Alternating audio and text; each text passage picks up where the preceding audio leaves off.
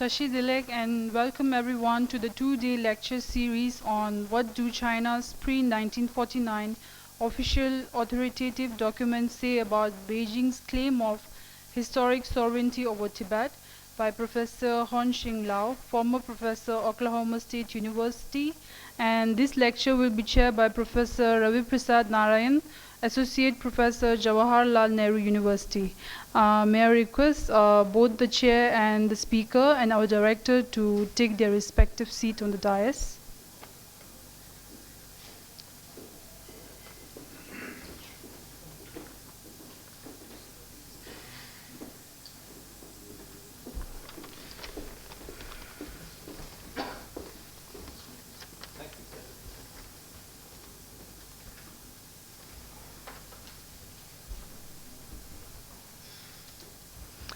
To welcome our speaker and chair for the session in a Tibetan way, may I request our director to kindly offer a kathak to both our speaker and chairperson.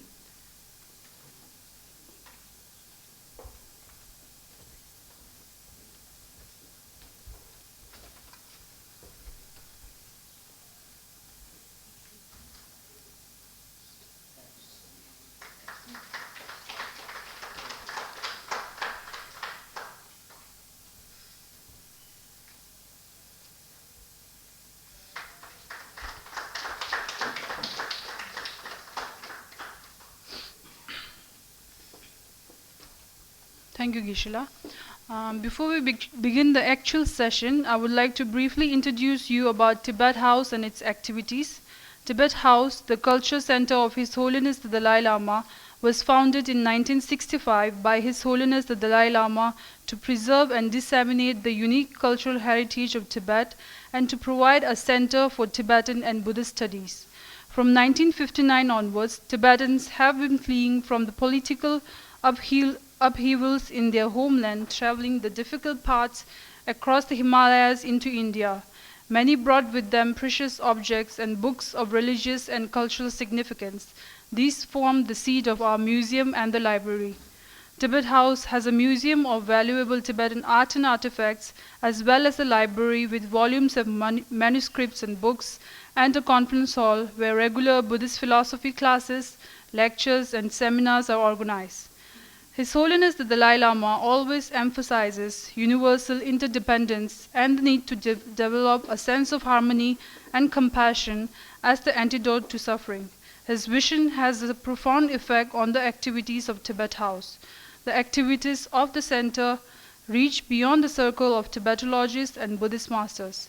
It integrates laypersons as well as scholars of many disciplines. It hosts lectures, conferences, exhibitions, film screenings, and festivals.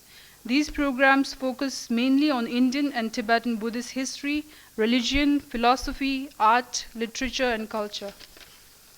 As an increasing number of people worldwide get interested in Tibetan studies and Buddhist teachings, the horizons of Tibet House continue to expand. Its mission is not only to preserve the past, but also to explore the contribution Buddhism can make for alleviating global suffering. You can find more details about our programs in the brochures given to you, and you can also subscribe to our mailing list to get weekly updates about our programs. So without taking much time, may I now request our director, Venerable Geshe Dojo Damdala, to address the gathering.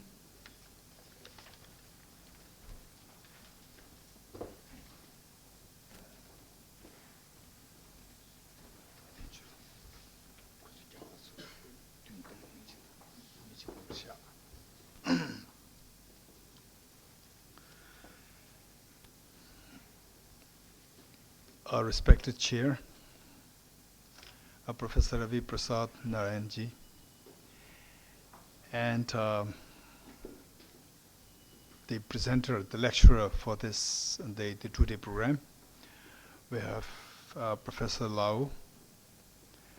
So how all these things unfolded was that 2 years ago, my very dear friend, Mr. the Tsawang Arya, who was the then secretary of the Bureau of His Holiness the Dalai Lama in Delhi. He asked me if Tibet House can organize a talk of Dr. Lau, and I said, okay, we organize a talk. And I sat there for the program, and I was so impressed. I thought that this is something which that we all should know. In fact, the Tibetan youngsters, all of us, we know that they are very patriotic, tremendous sense of the love for their nation, and they want to really struggle, fight for the nation. But then, if the question is asked, what is the ground for you to say that Tibet was a free nation? What ground? Okay, we have some very standard responses. But then when I was listening to Professor Lau that time, I was so impressed. This is the fact base. It's amazing, which is all coming from the documents of the Chinese and in the archive of the Chinese government. So then I made a personal request to Professor Lau that please kindly accept our invitation that in a year or two time, we'd like to invite you to give a talk in a very systematic way, a talk.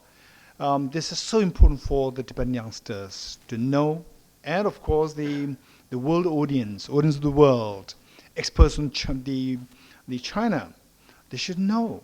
So this is something so precious, and he could feel the gravity of my request, and he so kindly accepted to come to give a talk. So he came all the way from, of course, now he just came from Singapore. Otherwise, he lives in Canada and in Hong Kong. And so this is how we're all together here. And more important than the gathering here is that the Chinese experts on the China, Tibet, India, they should know these facts. This is going to be a very important document for the history, for the history of the humanity, for the history of China, Tibet, India, and the world. So in this, I'd like to give you some of my thoughts in brief.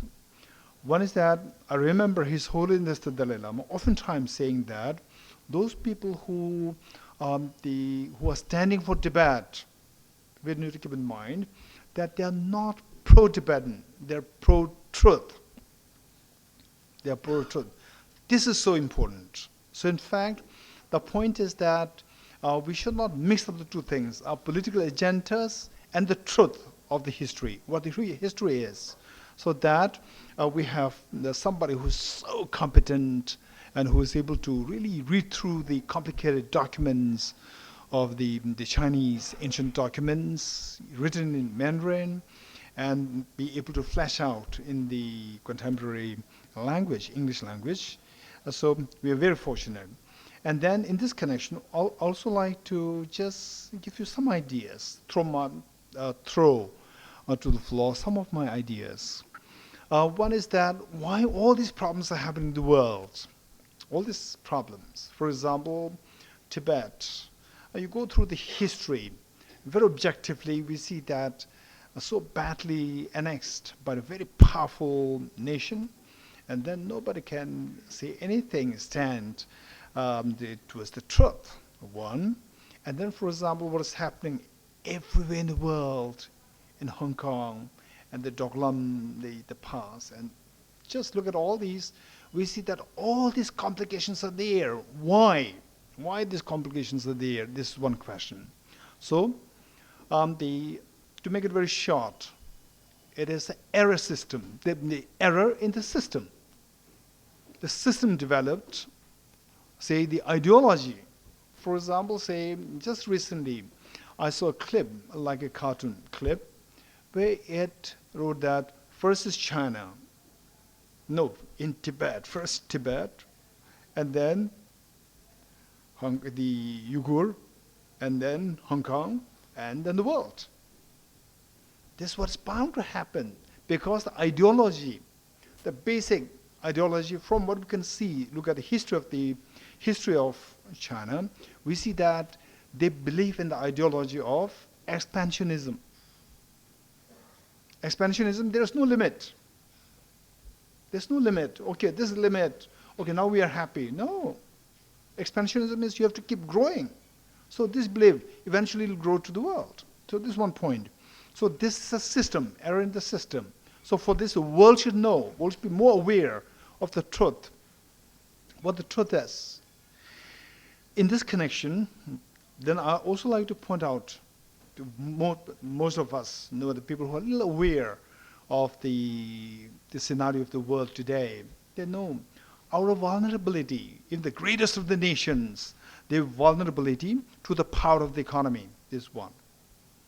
They know the facts, but they show a blind eye because of they've been so vulnerable to the power of the economy of another nation.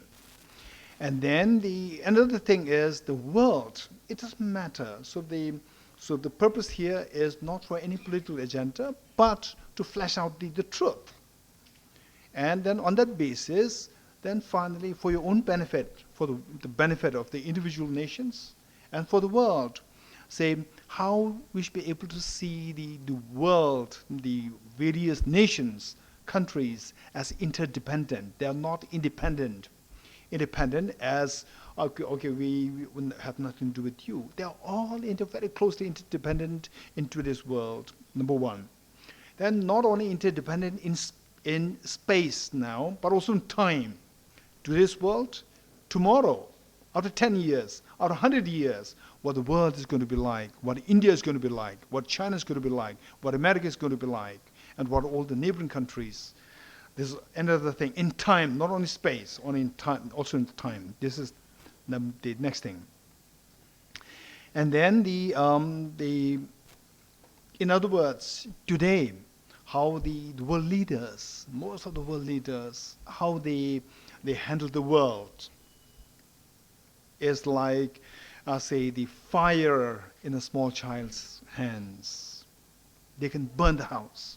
The world in which we live, they can easily destroy this, not seeing the far consequences. For example, the climate, the conference on the climate change and so forth, and who the world leaders are really taking interest in this.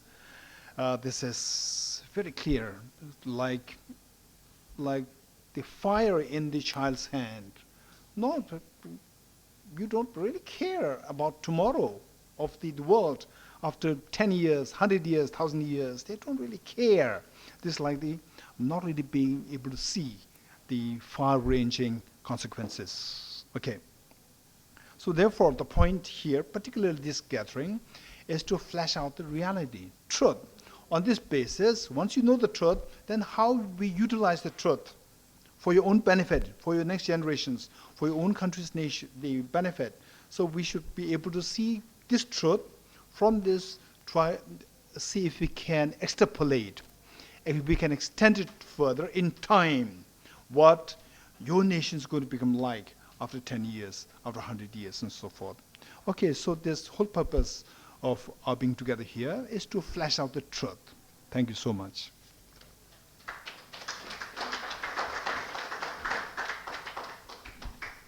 Thank you, Gishila. May I request everyone to put your mobile phone on silent or either switch off or silent. May I now request before I request Professor Ravi Prasad Narayan to continue with the session, I would like to briefly introduce him. Professor Ravi Prasad Narayan has been with Jawaharlal Nehru University since October 2015. His teaching and research interests focus on China, its foreign policy, economic reforms, and pedagogies revolving around explaining China. International relations and theories explaining state behavior motivate his research and publications. At JNU, he has been teaching 3 courses: Research Methods in International Relations, a primer to understand methods of writing dissertations and conducting research relevant to a research university like JNU; Strategies of Economic Development in China, explaining the deep history and processes that have led to China becoming the global destination for investment and internal economic transformation, now expanding outwards in economic and strategic terms, and the course titled The State in Modern China, detailing the modern nation state putting on a veneer over a civilizational state with the Communist Party of China presiding over every segment of politics, economy and society. He was earlier Associate Research Fellow with the Institute of International Relations, National Chengchi University, Taipei, Taiwan, from 2009 to 2015. Before IIR, he was with the Institute for Defense Studies and Analysis, New Delhi, from 2003 to 2009. May I now request Professor Narayan to continue with the session. Thank you.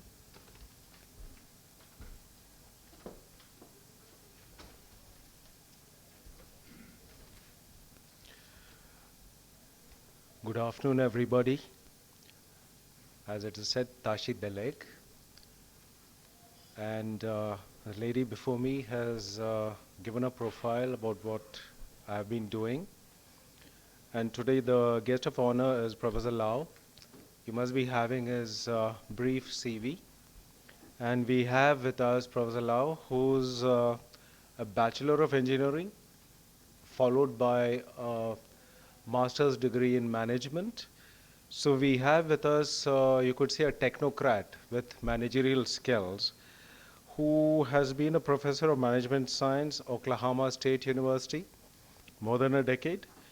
And then he has also been in Shanghai, in the People's Republic of China, at Shanghai Jiaotong Dashue and also Shanghai Tongji Dashue. Dashue is a term for university. Ta, big, Shui is study. And he is now, you could say, a researcher well known for his attributes at explaining what he's going to talk about today. And before he holds forth, let me also reveal a little bit about the university where I am these days. Yes, it is a research university, and people like me do teach courses on China, because my argument has always been that India and China should stop seeing each other as states, because state is a very Westphalian category. India and China are civilizations. And here I have to borrow a phrase, not phrase, a sentence, from a scholar based in Academia Sinica in Taipei, Taiwan, when he was asked to describe the war in 1962 between India and China. What he said was, for more than 2 millennium, India did not invade China, and not a single man wearing a uniform crossed the high mountains, while China did the reverse and sent men wearing uniforms over the mountains. And this is something which he regretted, but he was in Taipei, Taiwan. So he was safe to say that with Academia Sinica. And the tribute to Chinese civilization here, especially what I've seen in Taiwan, is respect to education. Academia Sinica, when you go there, when you enter to your left, is a small park which the Chinese call Kung Yuan. It's called Hu Shi Kung Yuan, named after the academic who had made these statements. So in very many ways, if you look at it, especially in the Taiwanese case, China is, well, the China which they wish to recapture. That's not going to happen. But Professor Lau will explain various aspects when it comes to Tibet and China. My only supposition before he takes over is that I don't see any difference when it comes to Tibet, whether it's Taiwan or China. Because Taiwan, which was which became Taiwan because of the KMT, the Kuomintang, and the communists on the mainland, Kuomintang, they have the same view when it comes to Tibet. Tibet is theirs. I agree entirely with Professor Lau. They are expansionist. If that is an ideology which they have, so be it. I leave it at that because the guest of honor is Professor Lau. And Professor Lau, it's all yours now. Sure. Welcome. Thank you very much. Thank you.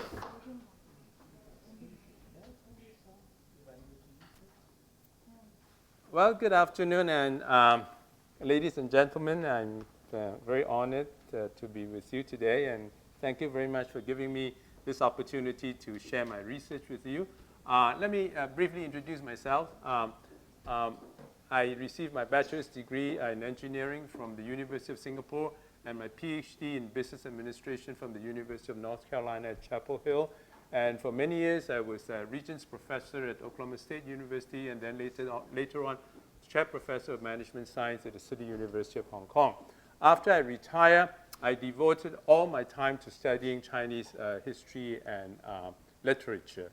And that explains why I'm standing over here, because you're wondering why is a business professor talking about Chinese history.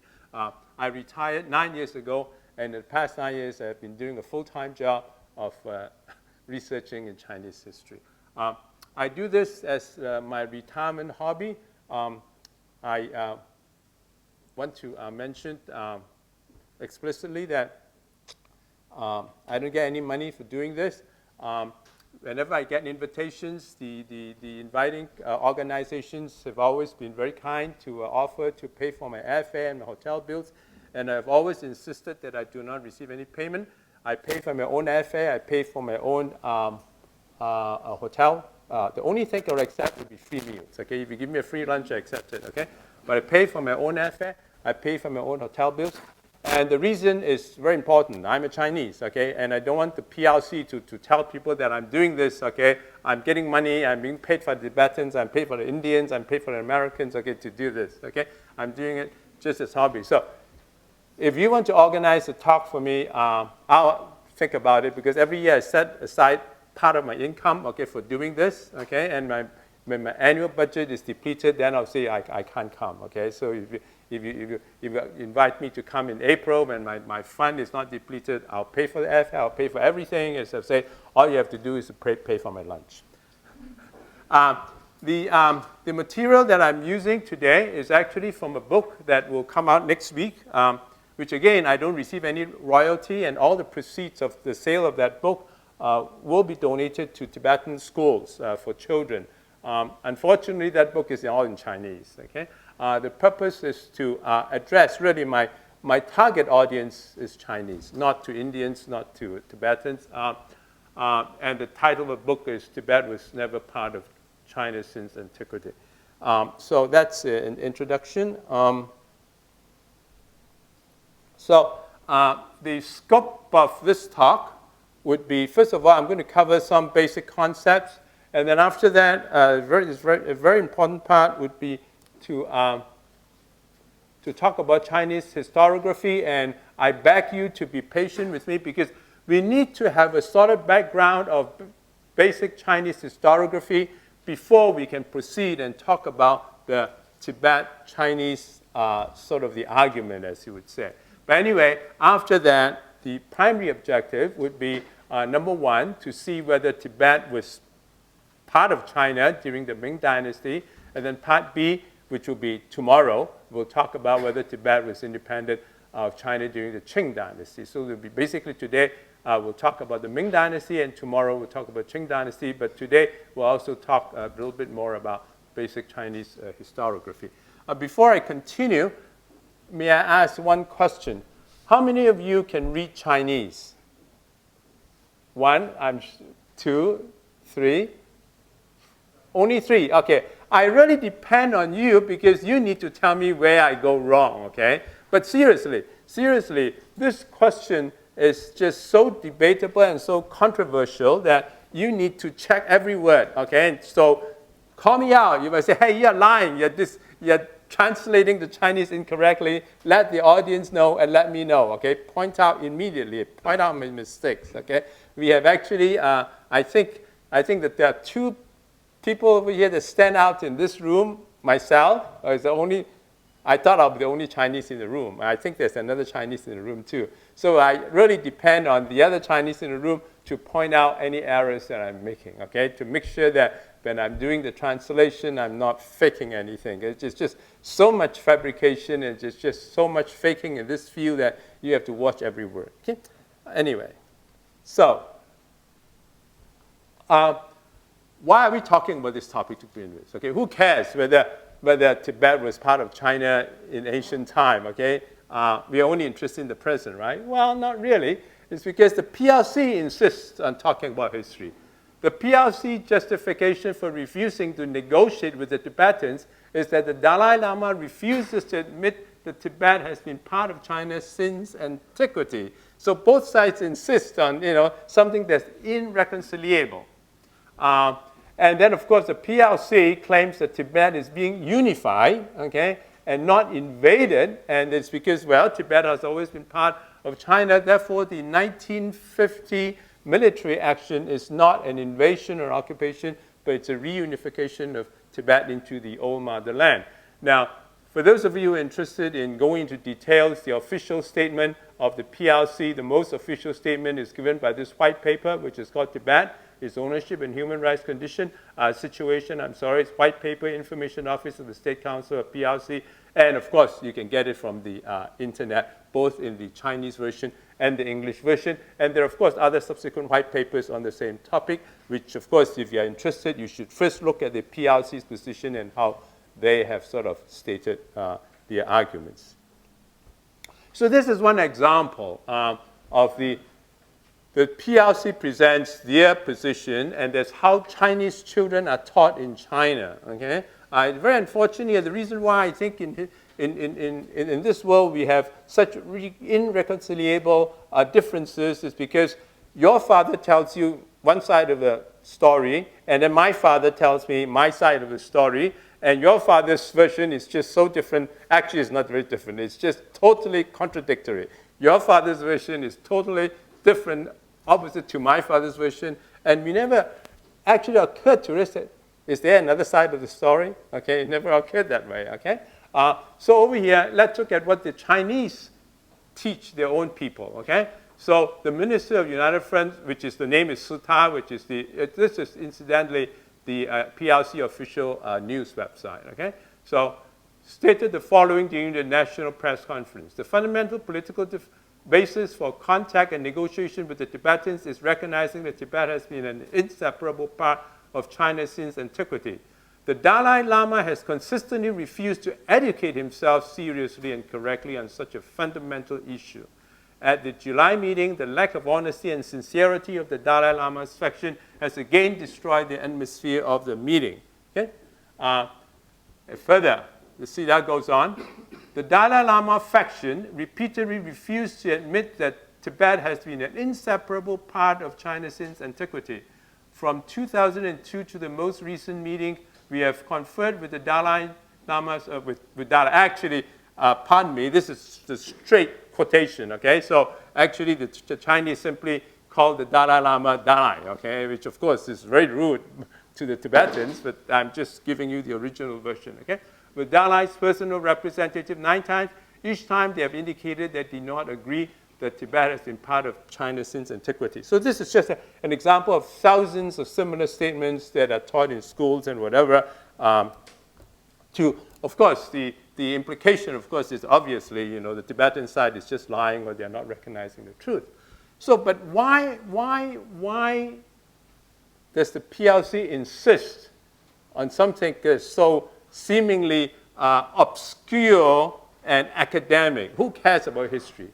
Well, the reason is this, is that China is a signatory to, first of all, the League of Nations Covenant in 1980, and then the United Nations Charter in 1945. Both documents prohibit future means post-1918, territorial acquisition via conquest, which is very strange. We now actually have a world where all the countries agree actually that all the conquests and all the occupations before 1918 is okay, okay? But after 1918, okay, all these countries got together and they promised that in future, no more conquest, okay? Moreover, of course, the PRC, if anybody who knows anything about the way Chinese people like us were taught when we were children, okay, by our education material, is that we were told endlessly, incessantly, that this is this sorry picture of China being a victim of Japan and the Western colonial powers, how the Chinese were being bullied, okay? And then, of course, we also condemns the powers, the Japanese and then the Western powers for whatever they have done to the other countries, including, of course, India and so forth, okay? And, of course, China is also a permanent member of the UN Security Council. So they cannot say that, oh, I don't want to accept these things, okay? I mean, they are is a permanent member. And so that's the reason why they have to say that the occupation of Tibet is the reunification of an old territory. They cannot say that, oh, you know, in 1950, we just conquered Tibet. See, a lot of patriotic Chinese are aware of that. And so actually, you would talk to a lot of so-called patriotic Chinese. They are very proud to say, so what's wrong? You know, I mean, in 1950, we conquered Tibet fair and square, and everybody conquers everybody else, okay? I mean, look at what the British did to India, for example. Look at what the Europeans did to the whole American continent.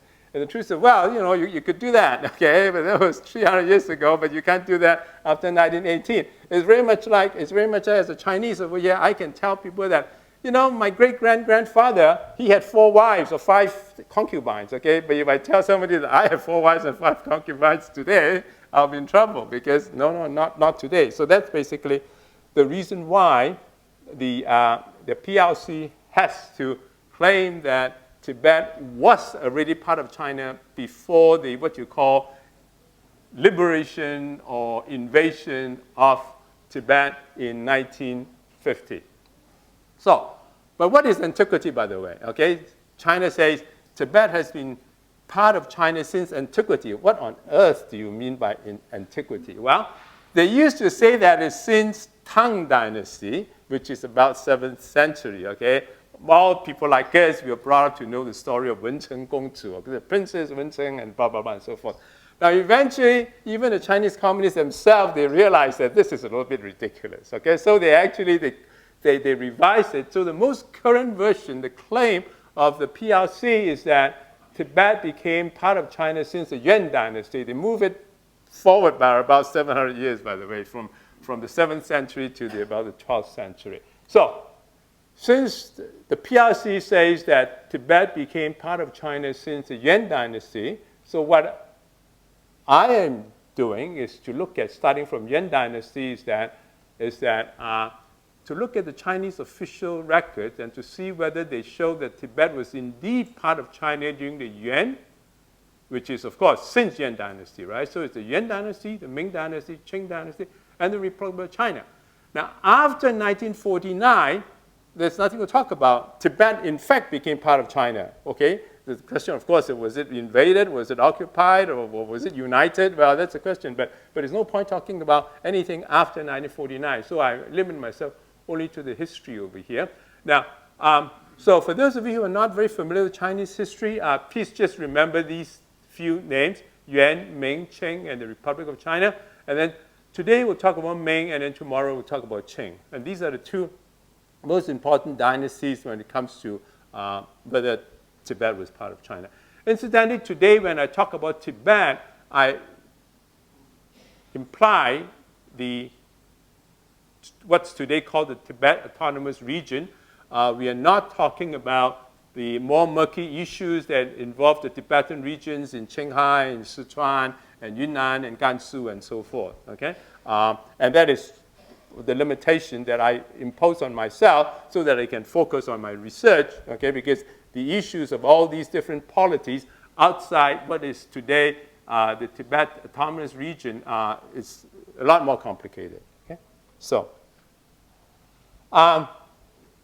I think given the audience, I can skip that. I think everybody over here knows about the recent history about what happened in 1950 and the years before that. So I'm going to skip that part.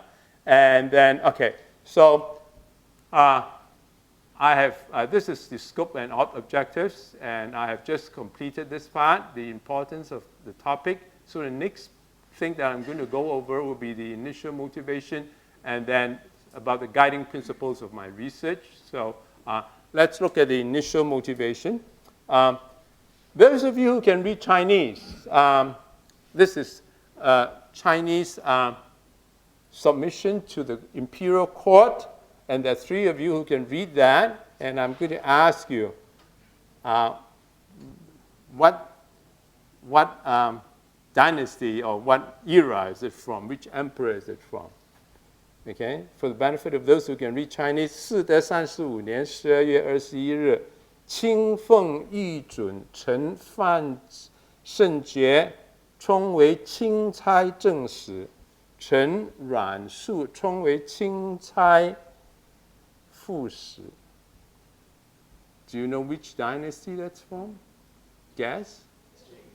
It's Qing. I cheated you. Okay? I misled you. This is not a Chinese document. This is from Vietnam. Okay? And this is year 1883. This is year 1883 after Vietnam became a protectorate of France. After China fought with France, and again, who won and who lost depends on which side of the story you're reading about, but the end result is that Vietnam became a protectorate of France. They were still using fully Chinese script. I have asked Chinese, and no Chinese had ever detected that this is a non-Chinese document. My point is that there are countries in surrounding China, they were using Chinese, okay, as the official language, as the scholastic language for centuries, okay? You cannot tell the difference. You cannot tell the difference between a Chinese document and basically a Vietnamese document because they use the same language, okay? So this is 1883, okay? And this, of course, is a photocopy of the real document that's preserved in Vietnam right now, by the way, okay? And this is 1884, okay, same thing, okay? So my point is this, actually. Again, I am going to ask for the help of those of you who can read Chinese, okay? You look at Chinese language, you look at Japan. This is Japan. The difference between human beings and animals, the biggest difference is that we have written language, because animals have spoken language too. The whales and the elephants, okay, they talk among themselves, okay? The Chinese, I'm sorry, the human beings, the civilized human beings, we have written language. And the most important part of your written language is one, how you identify yourself. What do you call yourself, okay? And if you look at Japan, okay, I don't know whether you realize that Japan, Nippon, okay, means the place where the sun rises, okay? It sounds very, very gorgeous. It sounds very impressive. But if you think about it, the place where the sun rises is east. East where the sun rises is east to the center of China.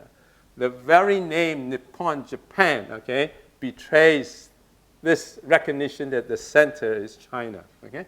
And you look at the names for the Ministry of Education, the Bank of Japan, Nippon, all Nippon Airlines, all these things, they're exactly like Chinese words. In fact, okay, the meaning is the same, the writing is the same, everything is the same. If you look at Vietnam, okay, it actually, Vietnam means the south.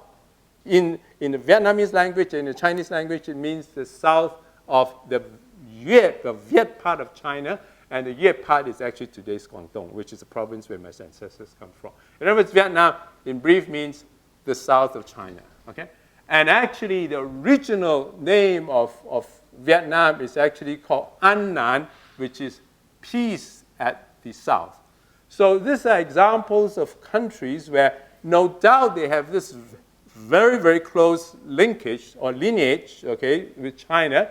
But if you look at Japan, Japan wanted to become the brothers of the Chinese during the Second World War, okay, and the Chinese, of course, got very mad. See, who who wants to be your brother? Okay, you murdered so many of my brothers and sisters and confederates, and I'm not your brother. Okay, so the Chinese don't want these people as their brothers. On the other hand, Chinese wouldn't dare to call Vietnam as the sort of the whatever the past protectorate. But the relationship is obvious. Okay, you look at the Germanic countries, for example. Okay, the Netherlands, Holland. Okay, they call themselves. This is the name they call themselves, Nederland. Okay, and actually the German word is Nederlande, okay? And the only difference is that there's an I over here and the E over here. And Nederlande in in German means lowlands, okay? The Netherlands is the lowlands compared or with reference to the main part of Germany. Österreich, Austria, their own name, Austria is the English name, but the Austrians call them Österreich, and in Germany it means, in German it means the Eastern Kingdom, okay? Austria is east of Germany. Denmark, actually their own name is called Danmark, and the word mark is actually borderland in German, and so Denmark actually means that our country is the borderland country of Germany. So it all betrays again the fact that they were all actually one culture and one country. But remember, when Hitler tried to unite these countries into one big Aryan nation, Hitler was considered as a real crook and devil, right? Okay, you look at this thing, okay? This is what the Tibetans call themselves, okay? And the Chinese, we joke about the fact that these Western lettering, okay, the English alphabets, they look like earthworms. But you look at that, my goodness, it doesn't look like earthworms, it doesn't look like beetles, I don't know what they look like. Okay? Most Chinese don't even know a single letter of the Tibetan language, let alone a single word. So if you have these people that cannot be considered as the brothers of Chinese, if you look at these people that shouldn't be united in one country, well, I mean, somebody with this kind of a name for themselves, okay, which is just totally unrelated to the Chinese language, then how could they have been part of China since antiquity? You need to explain it. If this were true, is that how come they could preserve something like that for the past 1,000 years or whatever as the case may be? So that's actually one of the motivation of trying to find out. I mean, why? Okay, so right now let's come back to the main question, and that is, was Tibet part of China during the Ming Dynasty or the Qing Dynasty, as the case may be? Here, let's start with something simple. Suppose if you want to find out my nationality, you ask me, okay? Why don't you just ask me, what's your nationality? And if I say, I'm an American, that answers your question. However, suppose you have reason to doubt my honesty, and you want me to prove that I'm an American, what would be the most straightforward proof? Very good. A passport, right? Take my passport. Now, if I show you my driving license, well, it's 50%. If I show you my college diploma, well, if I show you a picture I've taken with Donald Trump, hey, I've taken a picture with Donald Trump. That proves I'm American. You know immediately that I am a con man, right? Right? Okay. So the same thing over here. Was Tibet part of China in, let's say, any year, any dynasty? How do we prove it? What criteria? Just like, I mean, American means a passport, right? Okay? And a photo with Donald Trump doesn't count. How would we prove or disprove that Tibet wasn't part of China? What criteria would come to mind? When you rule a place, when you conquer a place, what was the main reason for doing that? What? Culture? We are too high class. If you look at people like Genghis Khan, the Manchurians, or most people, or even Hitler, I don't think they did any conquering because of culture. Well, Hitler ended up looting a lot of paintings, okay, that's for sure. But, exploitation. And what's the most standard form of exploitation? Taxes, that's right? First thing is that, did you collect tax in that place? Were you able to collect tax? But there's actually one thing that goes before collecting tax. You know what that is? How could you collect tax? What makes it possible? You need the tax rolls, right? You need census records, okay? And how many of you celebrate Christmas? Most of you are not Christians, but do you know about the Christmas story? Yeah, why was Jesus born in Bethlehem? I use this example not for Indians, but for when I give the speech to the Westerners. But really, the Westerners would know very well.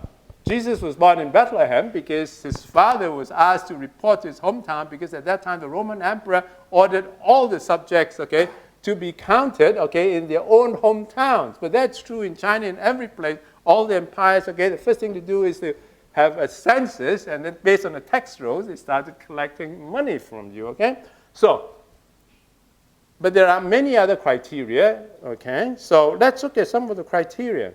So this will be an example, right? The first one would be like the American question. Why do you just ask me, what is my nationality? And if I tell you that I'm American, then probably I am. On the other hand, if I tell that I'm not American, then probably I'm not, okay? This is what you call the self-declaration criterion, and that is, how do I call myself? Do I call myself an American or do I call myself a Canadian, okay? Then that's how the Chinese government, they have labeled themselves, okay, and how they have labeled Tibet. Okay, and then the second one would be census and residency registration, which is the criterion that I've just mentioned, and then taxation, tributes, okay, and then a whole bunch of other things, for example. Did you send judges there? Did they follow the same laws? And then, of course, do they use the same languages and so forth? Now, among those criteria, if you dissatisfied or not satisfy any of those, that doesn't conclusively prove that you are or you're not part of China. On the other hand, if you have a region that didn't satisfy any of this criterion, any of these criteria, then it's pretty clear that place wasn't part of China. And actually, what I have found, of course, is that in those dynasties, okay, Yuan, Ming, Qing, and the Republic of China, Tibet satisfied none of these. And you'll be surprised, okay, when you look at the old records, because the tributes actually is one thing that the PRC sort of brags about all the time. And we'll actually see what tributes mean in the old records. So anyway, we'll then also look at individual events and to examine whether China had any sort of real influence over Tibet. So, the second guiding principle that I use in my research, okay, remember, first guiding principle is I use reasonable criteria, okay? In other words, do you have tax rolls? Do you have languages? Do you collect taxes and so forth? The second one is this. I take 100% Chinese chauvinistic approach in my research. In other words, my approach is that why should I listen to the Tibetans? Why should I listen to the Indians or the British for that matter? Okay, they all write this nonsense about Tibet anyway. So I only look at documents that are written in the Chinese language, Hanyu, okay, by Chinese as defined by the PRC, which includes, of course, not only the Hans, but the Manchurians and, of course, some of the Mongolian officers in the Yuan court. Okay? As you know, the Qing dynasty was basically a Manchurian dynasty, and then, of course, the Yuan dynasty was the Mongolian dynasty. Okay? And then on top of that, not only that they have been written by Chinese, they were published in China sometime between the beginning of the Yuan dynasty, which is 1279, and the beginning of the PRC, it's 1949. In other words, we're going to say, okay, I'm not going to not listen to what the Chinese communists have to say, but I'm going to listen to what all the Chinese that preceded the Chinese communists, what they say. So it'll be between 1279 and 1948. It's just been published, open for inspection. Overwhelming majority of these documents have been republished and reprinted by the PRC after 1949. In other words, these are documents that have been written by the Chinese before 1949, but they have been reaffirmed and recognized by the PRC as authoritative, okay? So I'm looking at these documents, okay, because as I've said, my objective is to try to explain to the Chinese that, hey, according to your own documents, let's see what they say, okay? Regardless of what the Westerners, the Indians, or the Tibetans, what they say. And then on top of that, of course, to make it easier for you to check the accuracy, the majority of these documents are available for examination via internet websites, either operated by the PRC institutions or approved and supported by the PRC government. So I'm using documents that are not only recognized as valid and authoritative by the PRC, but the addition are also printed by the PRC, okay? So there's no way I can fake it. In other words, it's a simple statement. Don't believe in a single word I say. Check it out. Unfortunately, of course, I'm speaking to an audience where most of you can't read Chinese, so you can't accept my challenge. But when I make a presentation in Chinese, I would say, check out every word I say, okay? In your case, okay, you need to take some Chinese lessons, okay? I'm just joking. The next thing that I'll do is to go through, and this part, please be patient with me because you really need to understand this part in order to go forward. And that you need to know something about what's called Chinese historiography. In other words, what these historical documents are. Okay, why is this important? If you study Pythagoras' theorem when you were in high school, okay, a squared plus b squared plus c squared equals to c squared, and you have other scientific concepts, it's not important to know actually who invented them, okay? So I don't care whether it's Pythagoras or anybody, it could be some Chinese or some Europeans who came up with a squared plus b squared equals to c squared. The source is not important because I can prove it or disprove it as the case may be. I can test it empirically today, okay? Now, history is different. History is that we have to depend on records. Whose records do I believe in? Okay, particularly in the case of Tibet history, because the Tibetan records apparently are different from the Chinese records. Is that true? I don't know. That's what we're going to find out. But the first thing we ask when somebody tells you something about Tibetan Chinese history is that, where do you read it from? Now, if you read it from the PRC's People's Daily, or to before for that matter, if you read it from the Dalai Lama website, it's probably not that, look, let's be very fair about it, right? Let's find something that is sort of neutral, okay? And then we'll then judge and see whether they are accurate. Okay, so I am taking the chauvinistic approach by claiming that the Chinese classical documents are reliable and credible. Now, why am I saying that? Not entirely because I'm chauvinistic, but there's really a reason behind it. China is actually the only old culture that has a system of what you call official history, which is correct history. In Chinese, it's called 正史. First of all, the primary sources. When the emperor gets up and then goes to work, whole imperial court, we have what is called the daily records. Literally in Chinese, qi ji zhu means rising and living records. The moment the emperor rises from the bed, okay, the whole day, everything recorded, including all the imperial court proceedings.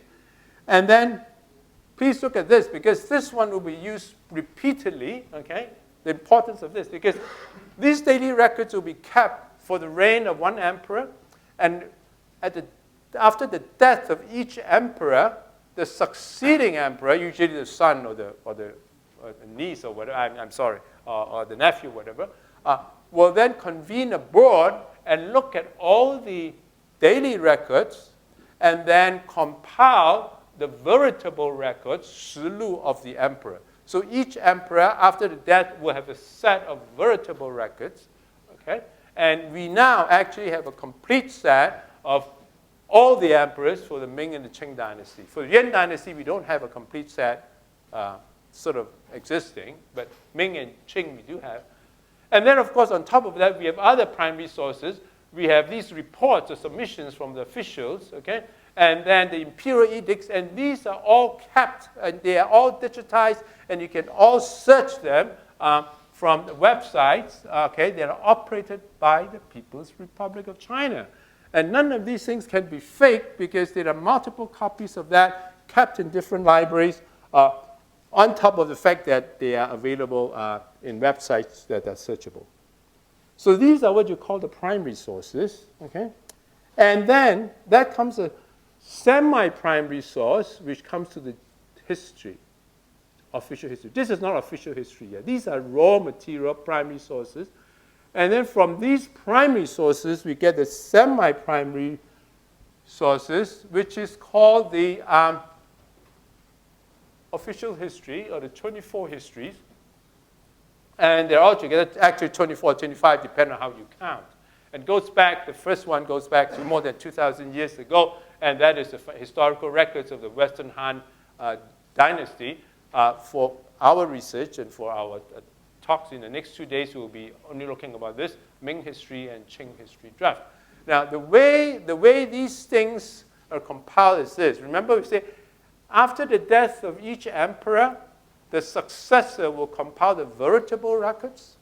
And after the demise of each dynasty, the succeeding dynasty will again convene a board of scholars and then go through all the archival records, and particularly the veritable records, and then compile the official history of the dynasty.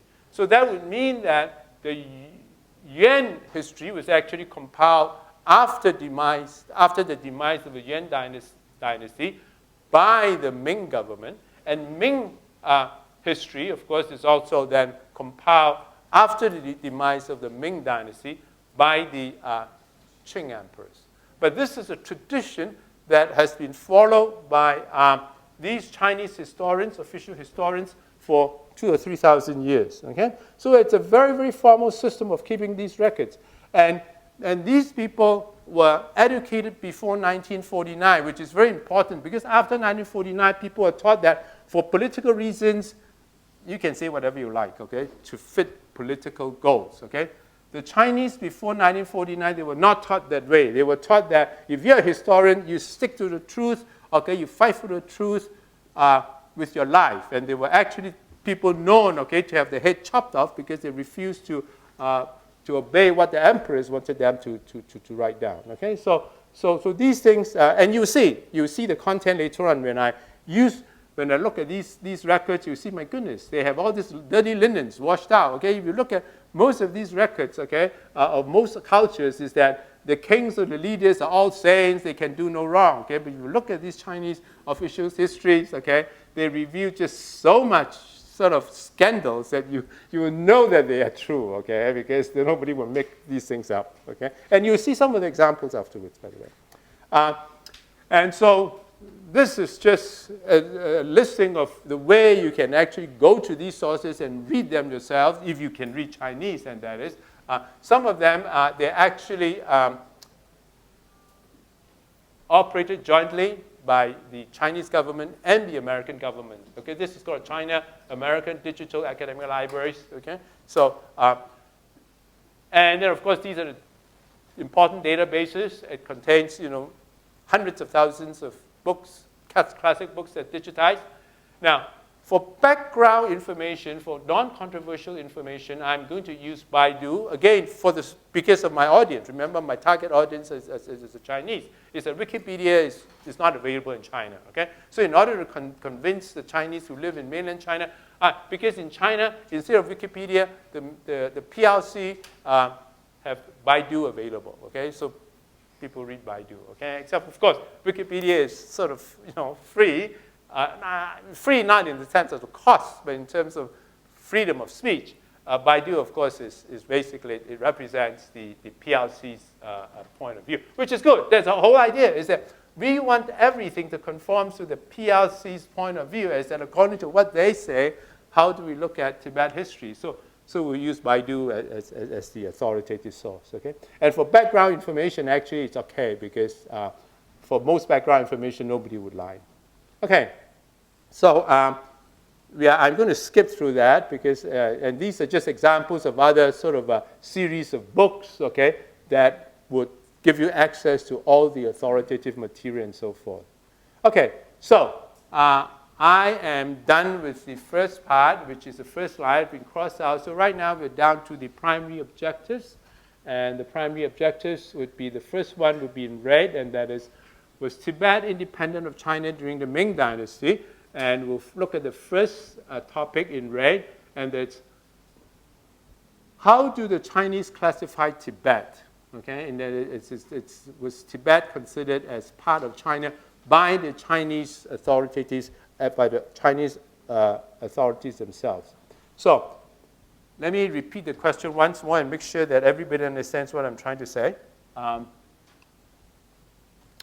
My question is this. By the self-declaration criterion, in other words, by the criterion of the Chinese calling the Tibet something, okay, how did the PRC claim that Tibet was classified by the Ming region? In other words, we're talking about, let me repeat, okay, this is a little bit confusing. We're asking, was Tibet considered as part of China during the Ming Dynasty? According to whom? According to, number one, the PRC, and number two, according to the Qing Dynasty, and number three, according to the Ming Dynasty. Everybody understands what I'm saying? Let me repeat. Okay, my question is this. Was Tibet part of China? According to whom? According to the PRC. And then according to the Qing Dynasty. And then according to the Ming Dynasty. Do they agree with each other? In other words, the Ming version, the Qing version, and the PRC version, do they agree with each other, or are they consistent? Everybody understands my question right now? Okay, now see, okay, so this is the PRC version. The most authoritative statement of the PRC's position is given by the Historical Atlas of China, and this is the 8-volume thing, which is a compilation of which was proposed by Chairman Mao Zedong, okay, and was commissioned by the PRC's Academy of Social Sciences. This is the statement, official, okay, and if you look at Baidu, so that's the reason why I say I'm going to use Baidu, because this reflects the PRC's position, and this is what the Chinese people in mainland China, that's what they get to read. They go to the computer, they search, they don't get Wikipedia, they get Baidu, and that's what Baidu says. And that is the chief editor, Hon Shiang, is one of the leading blah, blah, blah, blah, blah. You can see that, okay? In other words, basically, it's like it's God, okay? The Historical Atlas received the Special Grade Award, is hailed as one of the 2 foundation-laying achievements in the field of history. It's the most important achievement in Chinese historical geography. Hon Shiang is a serious and meticulous scholar, blah, blah, blah, and so forth, okay? So, I mean, this is the reference. And again, as I said, it was commissioned by Chairman Mao. So that is the PRC's position. And that is, indeed, Tibet was part of Ming China, okay? This map is the map for the Ming Dynasty as claimed by the PRC, okay? So this is a map of China and Ming Dynasty in a book, the most authoritative book published by the PRC. And this is the PRC's position, and that is the white color stuff, that's not China. All the colored area was part of China, okay? However, so Xinjiang part, the Mongolian part, was part of China, but not part of the Ming Empire. It was not, okay? The Ming Empire is the yellow part. The yellow contiguous part is the Ming Empire. So according to the PRC, this was not part of Ming Empire. This was not part of Ming Empire, but this is part of the Ming Empire. Tibet was very clearly part of the Ming Empire. That's a very clear statement. Any question? Incidentally, if you look at the book, it says over here that I've said that actually it doesn't give any source. The PRC probably figures that there's no need to give the source, because if it's by authority of Mao Zedong and the PRC, you know, you simply take it as it is, okay? So remember, we're going to look at the other 2 versions, and there's the next version is the Ming history. Remember I said about the official history? Okay, remember? Official history, we are only looking at 2 official histories. The official history for the Ming Dynasty, which is called the Ming history. And then, of course, Ming history, if you look at Baidu again, you can see it's one of China's official history. It consists of 332 scrolls. Please remember this number, okay? I've used this number several times later on. So remember, there are 332 scrolls. It's a big set of, of records, okay? Covered. And so I think over here, we are not going to go into details, but basically what I'm telling you is that you can just, now if you have an iPad or whatever, you can go to the internet and you can look at from different sources, okay, the whole book for free.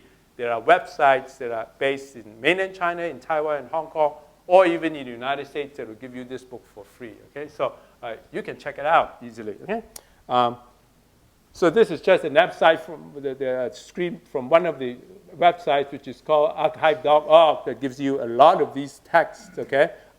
In its originality, in its original form, in the photographic image, okay? So nothing can be faked. So for those of you who can read Chinese, again, I invite you to correct me if I'm wrong. You can see that this is a table of content. The table of contents itself has 2 volumes, by the way. Okay? It's a huge book, by the way. This is Yunnan, and in Yunnan, it says very clearly that Burma is part of Yunnan, okay? Laos is part of Yunnan, and this area is the Chiang Mai area of northern Thailand, okay? So it's stated very clearly in the Chinese Ming history official. Now, that's what they claim. Whether you agree with it is a separate issue. I'm not giving any judgment on that, but what I'm telling you is that that's what the Chinese Ming history document claims, okay? Burma, Laos, and okay,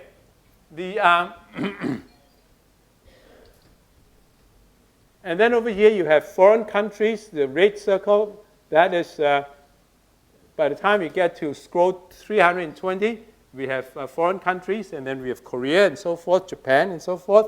And this is, by this time, it is scroll 320. Remember how many scrolls are that altogether? 332, okay? So, okay. And then over here, down here, by this time, please look at the scroll number. This is 331. And that's where you have the Wu Si Zhang, which is Yu Zhang, Da Bao Fa Wang, Grand Precious Religious King, which is actually the Karmapa, the 4th, okay, actually. Okay? Well, actually, it is the 4th and the 5th and the 6th and the 7th and so forth, okay? And then there are a whole bunch of religious kings and spiritual kings, okay, that have received their appointments, okay, according to the PRC. This is one of the major justification of PRC. Okay? The PRC teaches school children that even according to our official history, the Ming history, it was clear that Tibet was part of the Ming Empire because the Ming Empire appointed a commanding officer in Yuzhang.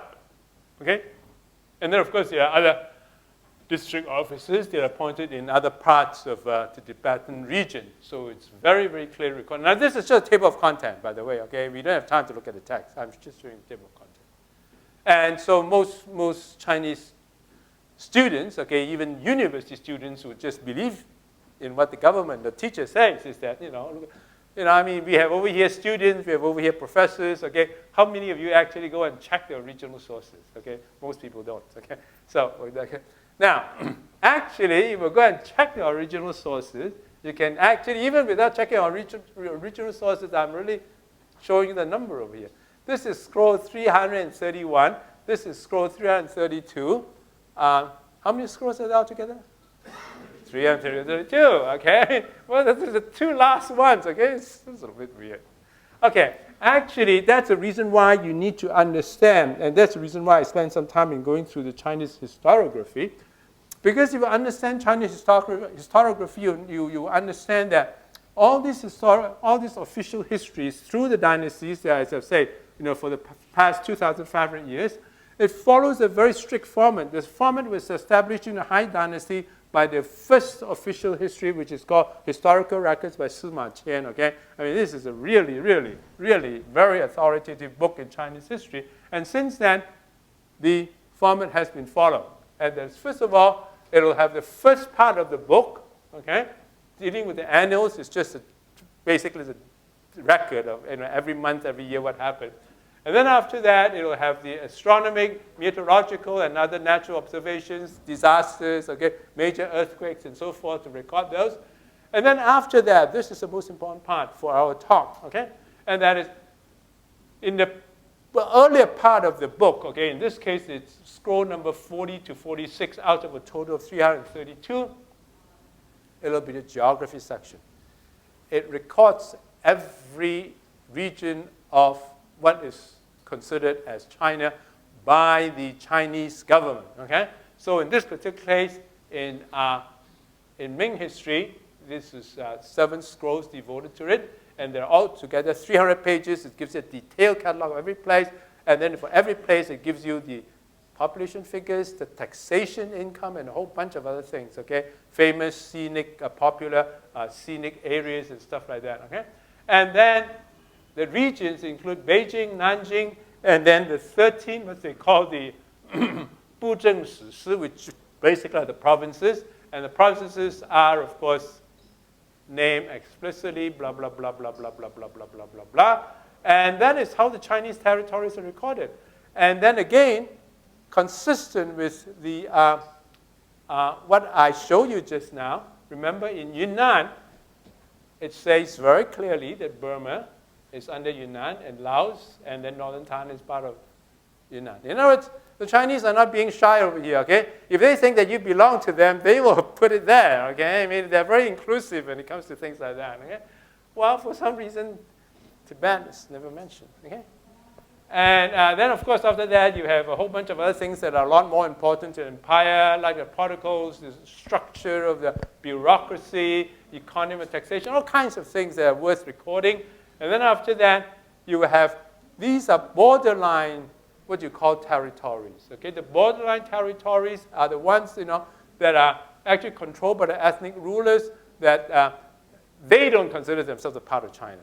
But China considers them as part of China, okay? So these are ethnic rulers, and then again, it's stated once more that the ethnic rulers in Burma and Laos and northern Thailand, they're over here. And then relegated to the last few scrolls, you have, first of all, the foreign countries. And the foreign countries, of course, include a whole bunch of countries, Japan, Vietnam, including Holland and Italy, okay? And then after that, then you have the Western lands. And what I showed you, which is what the PRC government doesn't tell the school children, is that what you see over here when you say, you have a commanding officer. Yeah, there was a commanding officer with the title of commanding officer. But a commanding officer is at the bottom. It is over here. It's over here, okay? After the foreign countries, okay? So they were actually classified as a foreign country, and obviously that title was just an honorific title, and we'll get into some details afterwards, okay? It's just an honorific title. Even the Chinese government at that time didn't consider those as part of China, so it doesn't even, these people, the Tibetan polities, not only didn't even deserve to be over here, they don't even qualify to be here. They're at the bottom over there, okay? And I'm going to, the next table will expand this, Western lands, okay? And Tibetan entities are in Western land number 3, which is next to the last scroll. And then so these are actually the polities that are listed in scroll 331. And then you have the whole bunch of, and it includes, among other, Nepal. It also includes this country, okay, which eventually all the Chinese authorities agree there is no such country, okay? It's a fake country, okay? Somebody just came in, imposters claiming themselves to be tributary envoys just to get presents from the emperor. So that's how it was treated, okay? And then, of course, in scroll 332, then you have other Western lands that are listed. Among them are Samarkand, which is in today's Uzbekistan, and then, of course, Medina and Mecca and Saudi Arabia. In other words, according to the Ming history, which is a Chinese official history, Tibet is in the same category as Samarkand and Saudi Arabia. and it's ranked below Holland and Italy. Okay? That's how it's treated. Again, I'm not saying who is right and who is wrong. I'm just presenting to you, that's what the records show. Okay? Now, you might then question me and say, look, remember, this is Ming history, right? Who wrote Ming history?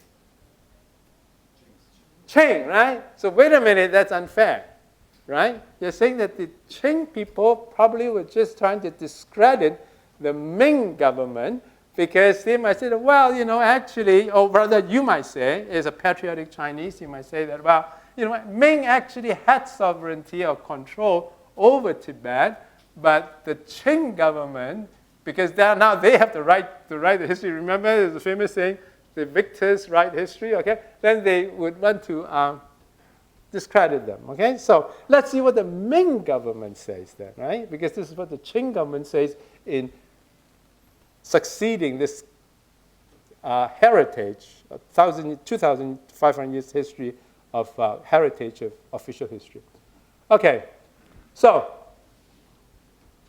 this thing, which is called unification record, okay, since the 6th century, since the Tang Dynasty, again, there's a tradition for the current Chinese government, current, not the succeeding dynasty anymore. We're talking about the current government compiling a detailed catalog of all the territories of the contemporaneous realm.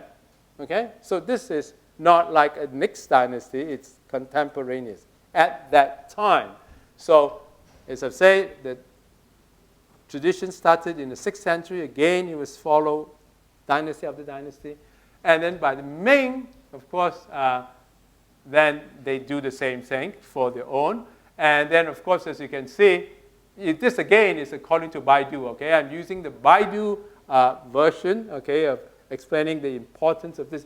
See, the research that I'm doing in my book, I take great pains in documenting the importance of each book that I use. Because basically it's like, you quote a book, I quote a book. Okay, nowadays, any Tom, Dick, and Harry can publish a book or an article. Okay, and so why should I listen to you? Again, coming back to the same question, why should I listen to you? These books are recognized to be the most authoritative ones by the Chinese, regardless of whether it's a PRC or Taiwan or whatever the case may be. So again, you can see that it will follow the traditional rules of the great Yuan. Yuan is a preceding dynasty, okay? And Yuan follow, of course, again, in the case Tang and Song and the dynasty and so forth. And it was compiled several times, as you can see over here. But the first, because, well, the dynasty, the Ming Dynasty, spanned over 267 years. And over 267 years of the territory changes. So they have to revise the catalog, okay? Just like in a company, we have to revise the inventory list, okay? Once every month or so. So over here, we're going to look at the Tianxun edition first, okay? And you can see that the emperor personally wrote a preface and then granted this name of Great Ming Unification Record. And then later on, you have a revised edition, which we'll again take a brief look. So let's see what they say for their own territories, okay? So this is the table that I've constructed to give you a structure. You can see that there are 90 scrolls. Okay, you can see there are 90 scrolls. And incidentally, I don't know what's good, but I actually mail a copy of my PowerPoint slides to Chodon, to you, right? So, feel free to share it. I mean, so you don't have to take pictures. If you want a copy of my PowerPoint slides, okay, you can just ask her for it. Okay? So I'm sorry, I just didn't occur to me to offer that to see all these cameras clicking. So again, you start out with your most important area, the capital cities, and then Shuntian would be it's the Hebei province, which is the area surrounding the capital city of Beijing. And then after that, they will, of course, usually start with Hebei, Henan, and then Shanxi, Shandong, and those are the provinces. And later on, they'll go into the little bit more distant provinces like Shanxi, and then and then Yunnan. Okay, Yunnan usually is a little bit further, and then of course after that again, this is stated once more. Okay, this is now a Ming document. Remember, it's not a Qing document; it's a Ming document. The Ming document says the same thing. Burma, in fact, over here they are even more forceful than Ming history. Ming history that was compiled by the Qing Dynasty listed those under ethnic rulers. But under the Ming document, they just tell you straight out directly that Burma and Laos, they were part of the Yunnan province. They don't even so stress out their ethnic rulers. They just say, well, they're under us, okay? And then after that, you have the most distant province, this. And then after that, actually the term Yi, again, correct me if I'm wrong, Yi literally means foreigners, right? You can't be more foreign than a foreigner, okay? So I've changed it to foreign aliens, which I'm not sure whether it's a more polite term. But scroll 89, foreigners, okay? Korea, Manchuria, Japan, and then Tibet is here. In other words, the Ming emperor very clearly labeled the Tibetans as foreigners, okay? After Korea, after Japan, and of course, in that same group, okay, you have foreign aliens, part 1 and part 2. And in part 2, of course, you have altogether 57 other foreign entities. It includes, again, places like Java and Thailand and Vietnam, and then, of course, Saudi Arabia and so forth. So it's very clear that the Ming government didn't consider Tibet as China. It's considered as a foreign entity. So this is the map. This is the modern map over here, and you can see that. You can see that over here. They started out by this area, and they go down to basically to Yunnan and Guizhou. Okay, these are the most distant provinces. Okay? Now, I want to point out one place, and I would like you to memorize it. And this area over here, okay, is called Xingshu Lake. Okay, and this will come up repeatedly. So please remember, position is in current Qinghai's position. Okay, this is Qinghai.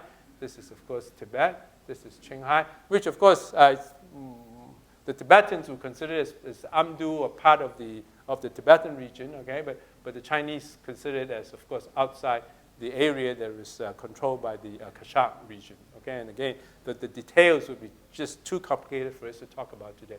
But anyway, so please remember, okay, this is Xining, which is the capital city of Qinghai, which is sort of actually to the eastern end of Qinghai, and then this part over here is Xingshu Lake. Okay, the importance of which will become clear later on. Should I pause for what time should I pause? 5:30. Okay, 5 more minutes. Okay. So, okay, for those of you who can read Chinese, again, I'm just again giving you, a photo image of the catalog. Okay, this is the photo image of the original Ming edition. Okay, this is a Ming book. Okay, printed during the Ming Dynasty, which is kept in the National Central Library, and it has 5,600 pages. So it's a very comprehensive catalog of all the areas of China. And then you can see that, okay, in scroll 1, you have the capital city, and then you have Shuntian Prefecture, which of course is the area surrounding the capital city. And then down to scroll 86, then you have Yunnan, okay? And in Yunnan, you have, of course, over here, Burma, Laos, and then over here, that's northern Thailand. And then over here, in 89, you have foreigners, and then you have Korea, and then you have Japan, and then you have Tibet over here, which is circle. And then in 90, you have Vietnam, you have Siam, which is Thailand, and then you have these places with Java and Malacca, and then a whole bunch of. This one is particularly interesting. This term, Fuling, is used to refer to the area that corresponds to today's Turkey. In even older books, that term was used to refer to the Eastern Roman Empire. Okay? So those in the same category with Tibet, which are the foreigners. And then, of course, that's Mecca, and then that's Medina, Saudi Arabia. Okay. This is the imperial preface. Okay, Emperor Yingzong wrote the preface for this book, and it says blah blah blah this, and I know most of you cannot read it, so the translation over here. Since ancient times, blah blah blah blah blah, and so forth. Okay, we have a mandate to rule heaven and earth and the whole world, blah blah blah, and so forth. And then it says over here, our territory is truly vast. Okay, eastward it reaches the end of Liao. Westward, it reaches the sand dunes. Southward, it reaches the ocean. Lands in all directions throughout the world. They come to court to pay the respect. Okay? Just brag about it, okay? But seriously, okay? First of all, the sand dunes are over here. In Chinese terms, the sand dunes are over here. In other words, this preface states very clearly that our country is so large that our western end reaches here. So even in bragging, all he's saying is that it reaches here, which of course is it's about the eastern boundary of today's Tibet autonomous region. Okay, that's when the emperor is bragging, by the way. So that's the sand dunes. Okay, but let's see further. He went on to say in his preface, remember, this is the imperial preface. The emperor is saying this, okay? As for governing within our own national boundaries, in other words, after you brag, okay, this is a very serious document. It's not for bragging, it's serious cataloging. So let's down to reality over here.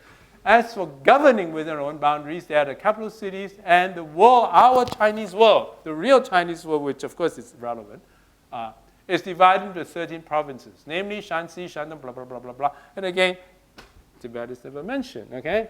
And of course, also recorded that the aliens from all directions to whom we confer official titles. So that's an important part. Is that basically the emperor says, is that let's be serious about it, okay? The places where we actually govern are these, but these are places that we give our titles, okay? We give our titles to Japan and then to the Tibetans and there's a whole bunch of other people, okay?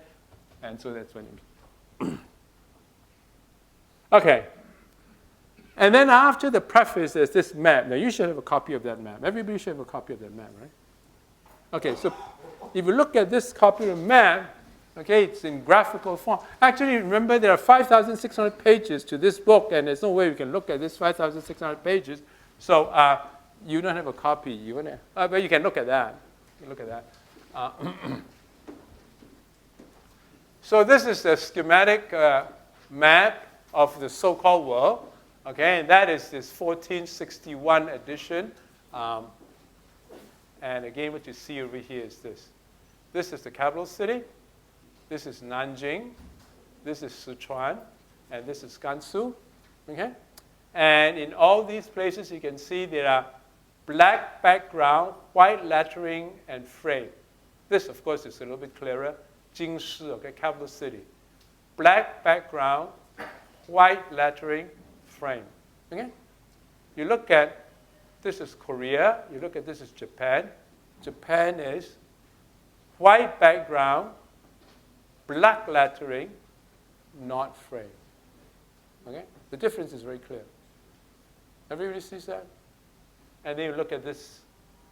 This is black lettering, white background, and frame. In other words, Tibet, the treatment, diagrammatically speaking, is exactly the same as Japan, is the same as Vietnam, and is just the opposite of the interior areas. In other words, the contrast is literally in black and white.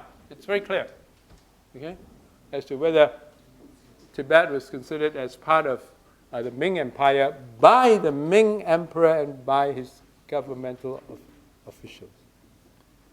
So now it's 5:30. Maybe let me finish this part and then we can take a break. So the implications. The book that we have just looked at, it conforms to a centuries old, actually it's millennium old, okay? It's millenniums old tradition of the central government compiling a detailed record, a catalog of all the contemporaneous components of China's territory. It's commissioned directly by the Ming Emperor. It's jointly compiled and submitted to the emperor by several dozens of senior court scholars. If you look at the book, and again, I say this book can be downloaded for free from the internet. You can see that there are altogether 56 scholars with the names on it. Okay, each one put the name on it. I am one of the board, a member of the board of authors. Okay, at the beginning of the book, and then of course the emperor personally approves it and write a preface. And not only Tibet is excluded from the China section, it's labeled as a foreign entity and grouped with many other equally foreign entities. Okay, and then of course then we see the map over there where you have the black and white contrast. So it's difficult for me to imagine the more explicit and authoritative proof that the Tibet was not perceived as part of the Ming Empire. However, that doesn't mean that I have proven that Tibet was not part of the Ming Empire, because if you are patriotic Chinese, what you would argue is that, well, that's because the Ming Emperor and his office were just a bunch of separatists and splittists. Okay? I mean, they're just as bad as the Dalai Lama. So, I mean, they're just wrong. Okay? So you can conclude it either way you want. All I do is just to present the historical documents, and then you can make the subjective interpretation yourself. Before I continue, let's have a break. Thank you very much.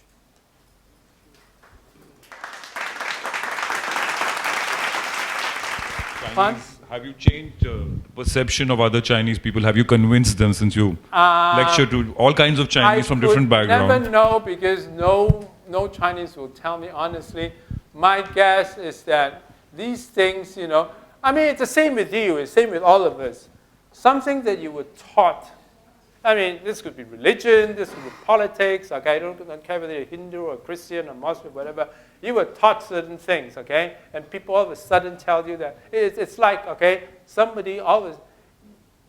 Let me tell a story, about the Argentina story, about how the kids lost their own parents because they're adopted by the right-wing military leaders. Okay, I'll tell the story very briefly, okay? These revolutionaries or rebels, depending on which side you're on, their kids, okay, were adopted by the military officers of the Argentina government.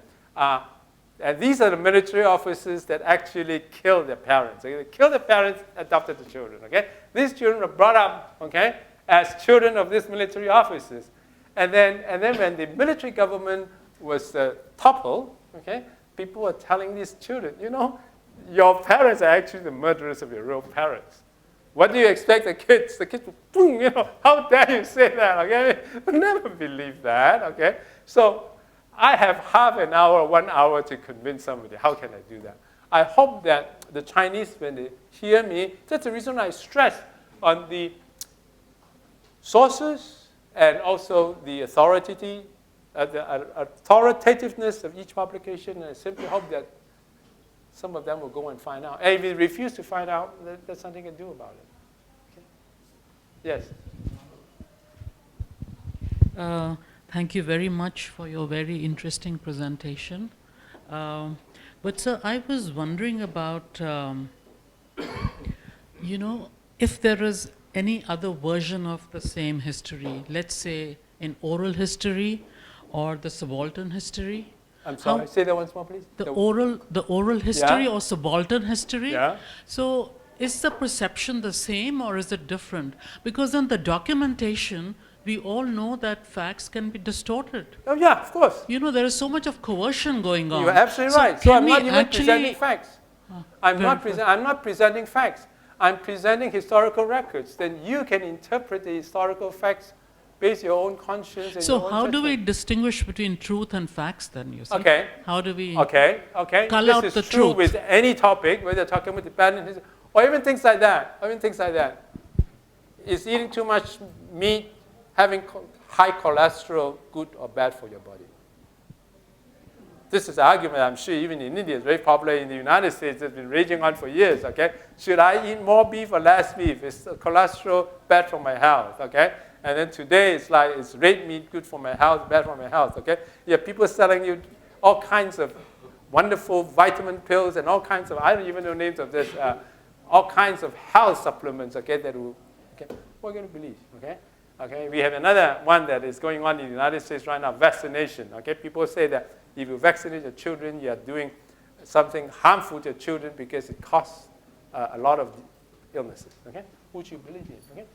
Okay, I would think that I would believe in the respectable authorities. Okay, and in each field there are respectable authorities and there are quacks in every field, whether you're talking about medicine or history or whatever. Okay, are these authorities always right? No. The cholesterol thing recently, okay, they reversed the judgment, right? They finally now tell people that it's not that too bad. It's not that bad to eat 3 eggs a day. It used to be that don't eat any eggs, okay? It will increase your cholesterol. Now they're saying that, it's safe if you eat 2 eggs a day, okay? And recently they came out with this thing about beef too, okay? So it's the same thing over here. And actually I'll address your issue in greater detail afterwards, okay? But even at this stage, what we're going to say is that these are what is considered as the most authoritative historical documents by the Chinese historians themselves. This is not a Tibetan topic. The Great Ming Unification Record is not a Tibetan document. It's a Chinese document where Tibet is really totally irrelevant. Remember, it's relegated to right there. Okay? And in these documents, okay, when they show something, the question is that, are they more believable than others? It's just like when you have a Harvard Medical School publishing a journal article that says, certain things are harmful, and then you have this person, the salesman, that says, no, actually, the drugs I sell you would be actually better, pay me so many rupees for a pill. Who are you going to believe in? You'll be surprised how many people will choose to believe in the pill salesman. In the United States, they pay hundreds of dollars to pay for all these pills that are totally useless, okay? Can you convince them? No, okay? So I'm not saying that I can convince people. What I'm trying to remind the Chinese and the Indians and a whole bunch of other people is that these documents exist. Now, I'll actually go one step further because over here I'm talking only about the imperial documents, which of course, according to Chinese communists, are totally unacceptable because they are these imperial rulers that are dirty and useless and bad and blah. Remember the Cultural Revolution? The children of China were taught that during the Cultural Revolution is that those things are all bad, just like you say, okay? So later on, I'll talk about the scholastic ones, and then I'll talk about the populistic one, and look at how these populist documents, how they depict Tibet, okay? And then we're going to just say that during that time, what do all the publications say about Tibet during that time? Okay? Again, that doesn't prove anything. You might say, well, but some of these publications that present a different view, they have just been lost. You see, I can only prove that something exists by showing you something. I can never prove that something doesn't exist. I can show you 100 books, okay, of different nature to show you that it shows that Tibet was never part of China. And then I can then simply claim that I don't think there exists one where it shows Tibet as being part of China. But you can retort by saying, you just didn't find it. I can't prove that something doesn't exist. But actually I can in this case because I can always come by saying that if you can find one, it will be very, very convincing. But the Chinese, the PRC, has never produced one. Okay? The PRC, in all its propaganda, has never dared to claim that there's a map, a Ming Dynasty map or geography book that shows that Tibet was part of China. In contrast, you know that two territorial, there are many of course, but the two most important territorial disputes involving the People's Republic of China. One is Tibet, the other one is the Senkaku Islands, okay, against the Japanese government. It's called, in Chinese, it's called 钓鱼台, okay, 钓鱼列岛, okay. If you look at the Chinese, the PRC, I think the big difference, I want to stress once more, there's a big difference between PRC and Chinese, okay? They're two different things, okay? I mean, PRC and Chinese, they're two separate things. PRC history is one thing, Chinese history is one thing, okay? As you can see over here, you can already see that, okay? If you look at the PRC's approach to the Senkaku Island dispute, they always go back to the maps. They show you maps because the Chinese claim that they have maps to show that Senkaku Islands was depicted to be part of China.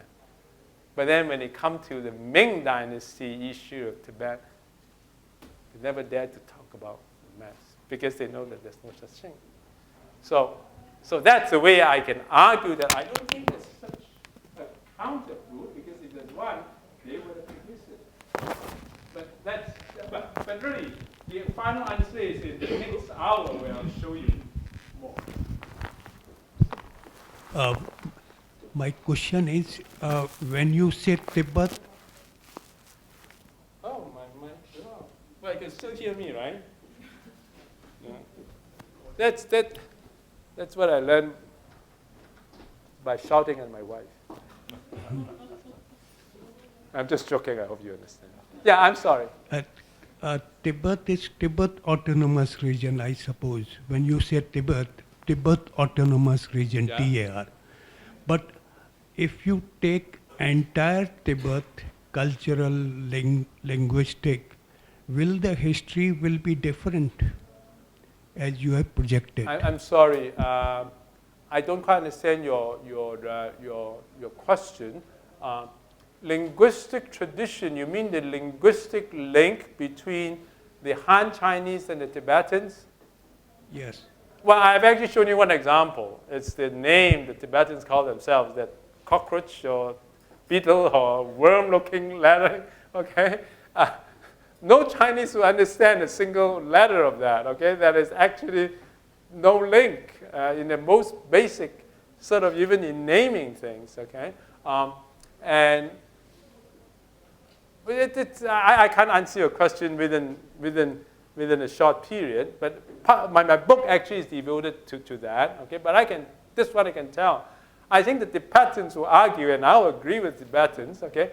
There's actually very little commonality between, I shouldn't say that, okay? The more objective we say this is, the amount and level of commonality between the Tibetans and the Han Chinese is much, much, much, much lower than the level of commonality between the Chinese and the Japanese, okay? When the Japanese invaded China in 1937, okay, during the Second World War, the Japanese argument was exactly as today's PRC's argument. And that's, we are brothers. I'm here to help you. How dare you bring in those white foreigners like the Americans and the British, okay, to meddle with this, okay? We can cooperate, and we can then make East Asia strong, and then we can kick out these white devils, okay? The Chinese didn't take it that way at all. The Chinese are saying that, who the heck are you? You know, you murdered all my brothers and my friends and whatever, and now you want to tell me that you are my brothers? But as I've said, this is basically, you know, people like me, if you show me a Tibetan script, honestly, I don't know a single letter. Okay? I wouldn't know what the heck you're talking about. You show me a typical Japanese article, I can guess what is it about, because I can recognize 40 to 50% of the words. So that's all I can say, is that if you want to talk about cultural linkage, then let's talk about Austria and Germany and Switzerland and the Netherlands, okay? You know about, well, I mean, you all know about the Second World War history, about what the Hitler was saying about, you know, the Aryan race and so forth. Yeah.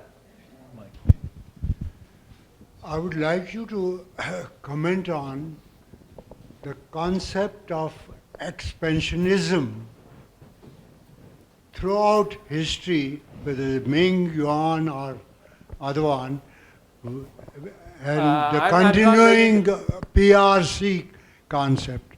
Because from what you have explained, you know, this is their territories, this is foreign entities, this is, I mean, some kind of a hegemony kind of a concept. Is that what I have understood from your? No, actually what I've shown is the opposite, is that the Ming government was not expansionist at all. They very clearly state that what we control is the 13 provinces, and these other places are not our territory. They state it very clearly. But the PRC, in their enthusiasm, unification or reunification or whatever concept they have taken, they have obviously adopted a a political approach or a foreign policy which really threatens all the countries around the PRC as it exists now? I have no comment, and I will not comment, because my topic is on history, not on what's happening. If you want to talk about what you think of the PRC, I will plead ignorance, okay? I am just talking about what happened before 1949, okay? And I can tell you, okay, before 1949, the Ming Dynasty was not an expansionist regime. The Yuan Dynasty was very expansionist. They went all the way to near Vienna, okay? They conquered, the Middle Asia and then Poland and so forth. But those are the Mongolians, okay? The Qing Dynasty, and I was showing the Qing Dynasty, they were very expansionist. They were nasty, okay? They were cruel, but those are Manchurians, okay? The Han China, I'm being chauvinistic, okay? I'm sure you will see, like, this guy is trying to defend his own race, okay? But really, if you look at the Ming Dynasty, what they're saying is that, hey, I don't want you people to be my brothers. I don't think you're good enough, okay? Basically, they have a very superior attitude, okay? They're simply not interested in having these Tibetans or whatever as part of the country.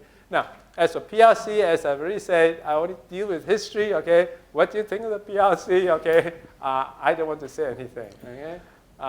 PRC, the idea of communism comes from a Jewish person raised in Germany, okay? And that's a person, even though he's a Jewish person raised in Germany, his school of thought is sort of discarded by both Germany and Israel, okay? You know who I'm talking about. Karl Marx, right? So that is the foundation of the Chinese Communist sort of ideology, okay? So what has that to do with China or Chinese culture? It's up to you to think of it. I just think that, well, I mean, if you want to pick up the garbage of this person that was discredited by both Germany and Israel, which is sort of, I'm afraid I'll have to step in. yeah. We can ask the questions later. Yeah. Now it is time to take a break.